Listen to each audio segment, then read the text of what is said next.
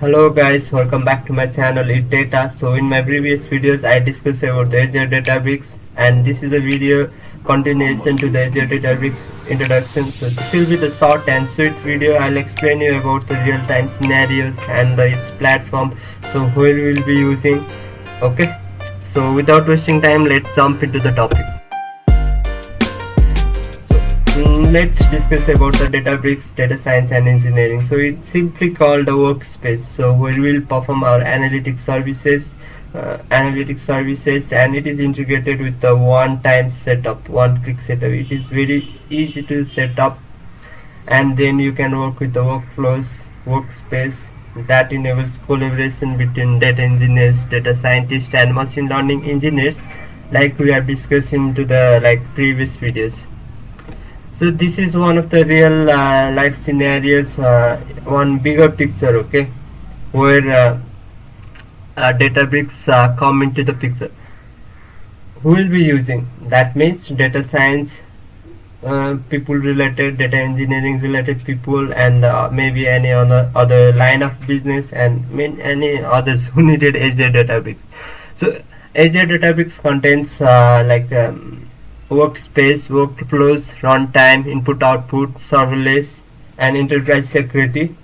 And it supports the blob storage, data lake store, SQL data warehouse, Apache Kafka, Hadoop storage. And after using the Azure Databricks, we will analyze and process data, right? Who will be using, what is the application of that data? So those data will be using the deep learning, machine learning, data warehouse, and maybe analytic dashboards. So this is one of the bigger picture of where you will be using that Azure Databricks. So this is one example, how you will be using the Azure Databricks.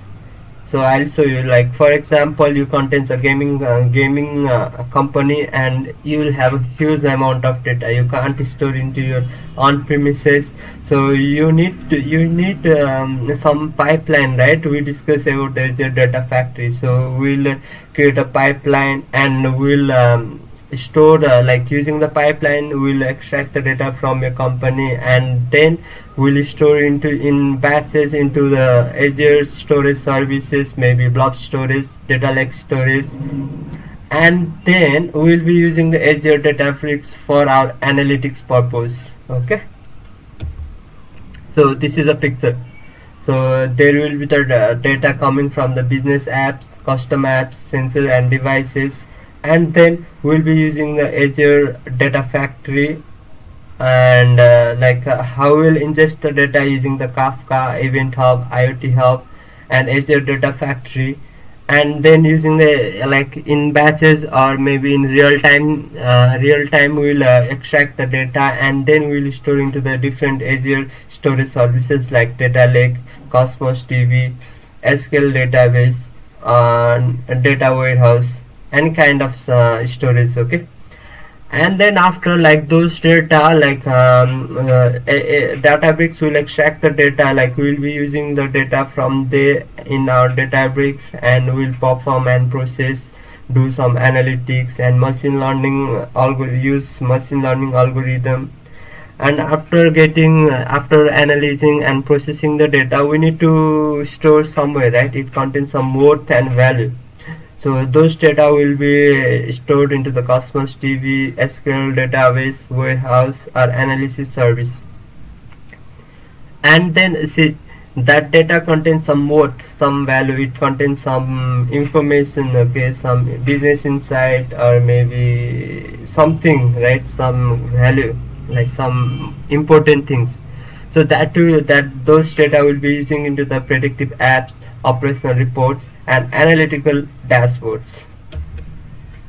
Now let's discuss about the analytics platform. So it contains of Spark SQL, data frames, streaming, machine learning, graph computation, and Spark Core API it supports various languages like R, SQL, Python, Scala, and Java.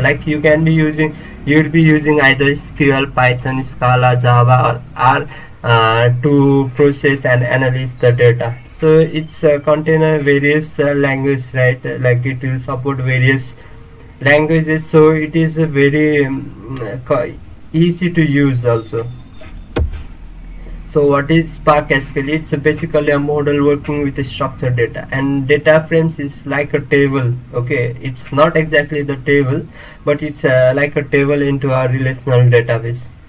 And streaming means like we will real-time data processing and analysis for analytical interactive application. So it integrates with the HDFS, Kafka, Flip. Machine learning libraries consist of regression, classification, and other clustering. Like different type of machine learning algorithm will be there. GraphX is used for cognitive analytics to data exploration, whereas Spark Core API, like we'll be using this to code. So we can use R, SQL, Python, Scala, and Java. Which one is comfortable with you? You can use any one of them. Okay.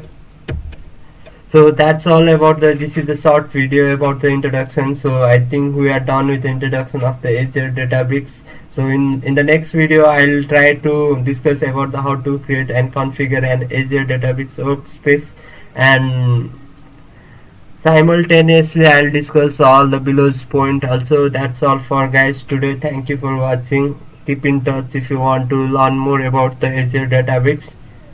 If you want if you have any feedback, please provide. Okay, please like, and don't forget to like, subscribe, and comment. Thank you guys for watching. Bye bye, see you in next video.